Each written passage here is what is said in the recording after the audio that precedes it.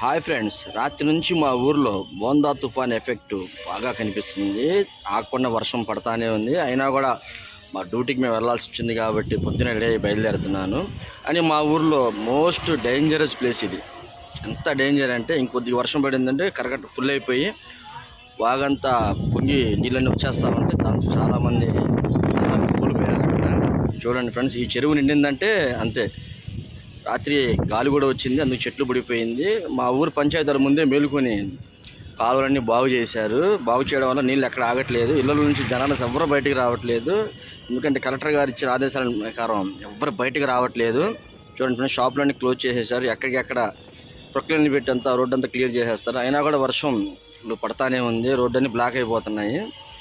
దారిలో కూడా షాపులన్నీ క్లోజ్ అయిపోయాయి. ఎక్కడ చూసినా షాపులు క్లోజ్గానే ఉన్నాయి. ఒక్క టిఫిన్ బండి కనిపించట్లేదు. రోడ్డు అన్నీ చాలా ఖాళీగా కనబడుతుంది.